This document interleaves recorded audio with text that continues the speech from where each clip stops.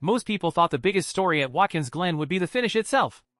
A road course, fuel strategy, tire management, late race pressure, and one of the most skilled road racers in the field putting on another statement drive.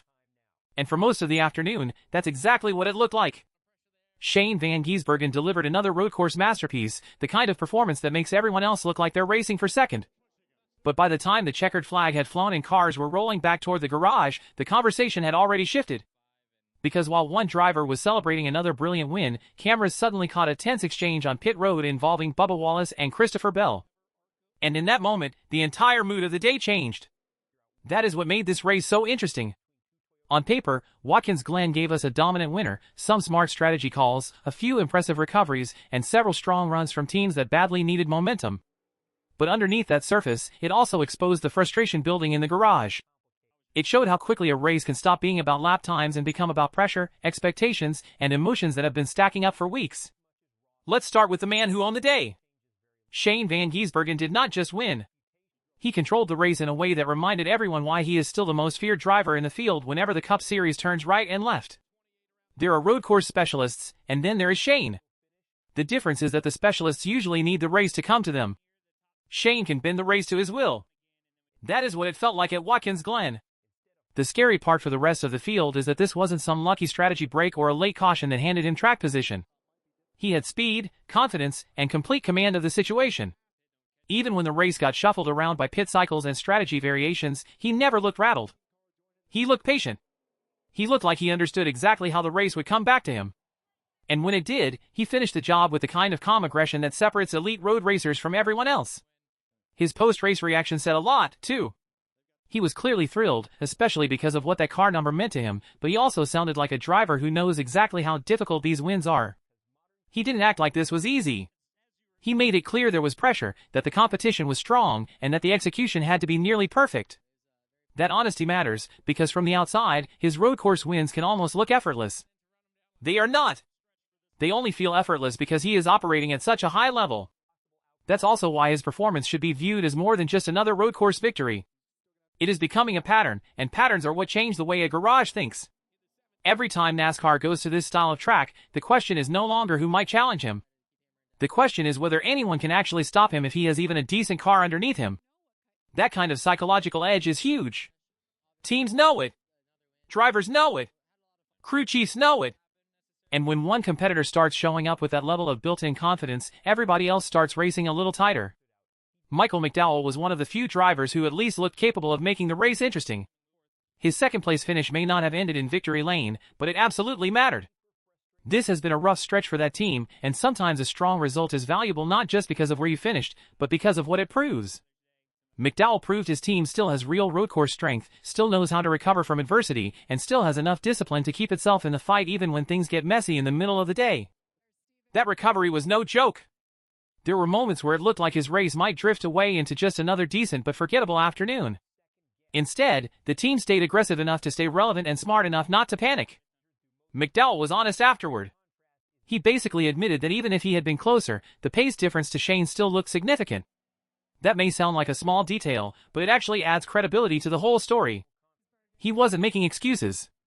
He wasn't pretending second should have been first. He was saying, we had a good day, we're improving, but we still saw exactly how high the bar was. That kind of response is probably what his team needed. Ty Gibbs also came away with a result that should matter more than people will probably give it credit for. A third-place finish at Watkins Glen isn't just a nice stat line. It reflects growth, especially for a young driver trying to put together complete race weekends against more seasoned competition. What stood out in his comments was not excitement over a podium. It was frustration that the end of the race became more about saving and surviving than pure racing. That's a racer's mindset. He was happy with the finish, sure, but he also sounded like someone who wanted the chance to go after more. That matters inside a team. A driver who is satisfied with third sounds one way.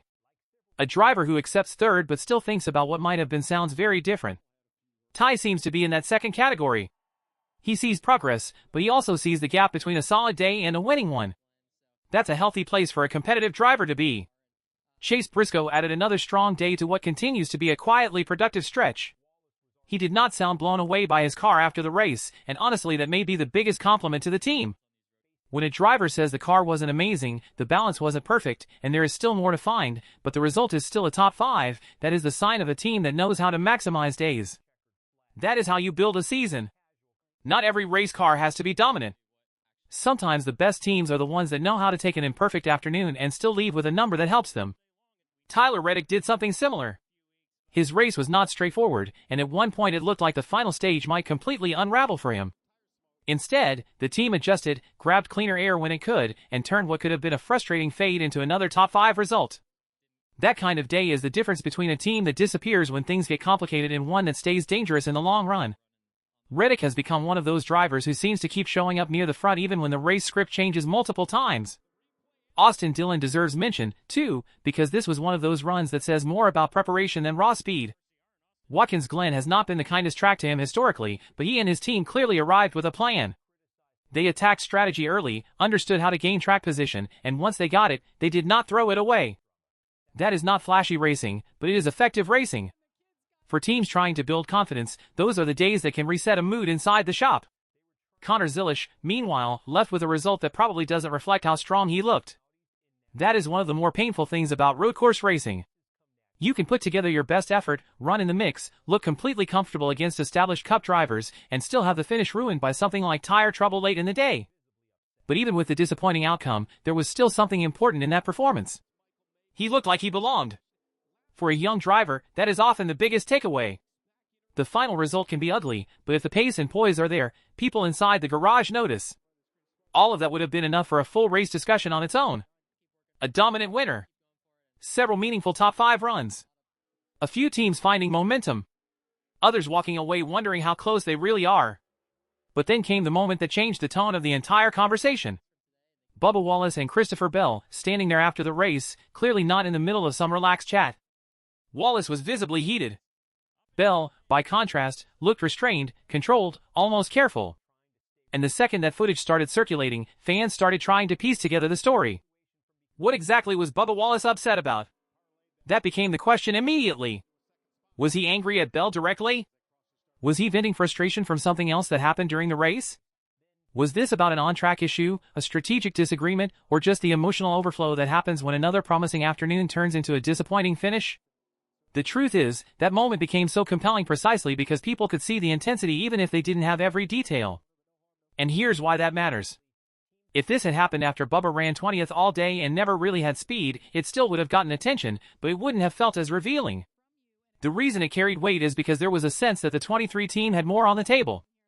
They were not dominating, but they were in position to salvage something respectable. He picked up a point in one of the stages. He stayed within reach. It looked like the kind of race where you leave frustrated that you didn't maximize, but still satisfied that you fought for something. Then the late contact changed everything. That spin didn't just ruin his finishing position. It crushed the emotional balance of the day. There's a big difference between a race where you slowly fade because you lack speed and a race where you feel the result gets taken away from you at the worst possible time. One feels disappointing. The other feels personal. That is the kind of thing drivers carry with them after they climb out of the car. So when Wallace crossed the line buried back in 29th, this was no longer just about one bad result. It became another entry in a pattern that has followed that team for too much of the season. One encouraging run leads into a frustrating finish. A strong stretch gets interrupted before it can become momentum. Progress starts to show, then slips away. And once that pattern forms, the frustration stops being about a single weekend. It becomes cumulative. That is where the post-race conversation gets bigger than the actual argument. The real story may not be whether Wallace and Bell were upset in that moment. The real story may be what that moment says about the emotional temperature around teams that feel like they should be delivering more. Pressure does not always show up in obvious ways. Sometimes it appears in pit decisions that suddenly get second-guessed. Sometimes it shows up when drivers get more aggressive on restarts. Sometimes it appears in body language after the race, in conversations that should have lasted 10 seconds but go on longer because the frustration is no longer about one thing. Bell's response was almost as telling as Wallace's anger. He did not look interested in making a scene. He did not escalate. He looked like someone who understood that whatever was happening in that moment did not need to become a bigger public spectacle. That kind of composure can be a skill by itself. There are drivers who race with intensity and then carry that same intensity into every post-race interaction. Bell usually doesn't. He tends to stay measured, and that probably helped keep the story from becoming even more dramatic. But Bell's calmness also creates a contrast that makes Wallace stand out even more. Fans see one driver animated and another one controlled, and immediately they build a narrative. That is how motorsports works now. Every exchange becomes a clip. Every expression becomes evidence. Every few seconds of body language get replayed and interpreted from 10 different angles. And for Bubba Wallace, that microscope is even stronger than it is for most drivers. Whether people support him or criticize him, the reality is the same: he draws attention. His biggest highs become headlines. His worst moments become headlines. And anything emotional becomes fuel for debate within minutes. That constant spotlight adds another layer to the story. It is already hard enough to manage frustration during a difficult season. It becomes even harder when you know every visible reaction is going to be analyzed, amplified, and turned into a talking point by fans, media, and other competitors. Some drivers can disappear after a bad race. Bubba can't. That is not really how his career works. His profile is too large, his fan response is too polarized, and his every move carries more weight than most. Now bring in the manufacturer angle, and suddenly this situation matters even more. Wallace and Bell may not race for the exact same team, but they operate within the same Toyota ecosystem. In modern NASCAR, those manufacturer relationships are not just logos on the hood. They are deeply connected networks of data sharing, technical support, competitive alignment, and internal cooperation. The whole point is to make every affiliated car stronger. When drivers inside that same umbrella start having tense public moments, it gets noticed quickly. Manufacturers do not want that kind of energy spilling into view. They want unity, or at least the appearance of it. They want teams working together where possible, learning from one another, and focusing on beating the other camps. When emotions flare between drivers connected through the same brand, it introduces questions nobody wants floating around. Is this a one-time issue? Is there deeper tension? Are frustrations building because expectations are not being met? Even if the answer is no, the fact that people are asking the question is already uncomfortable. That is why Watkins Glen may end up being remembered as more than a race with a post-race confrontation. It may be remembered as a moment that exposed how fragile confidence can become when results stop matching hopes. And confidence is everything in NASCAR. When a team believes it is close, it races one way.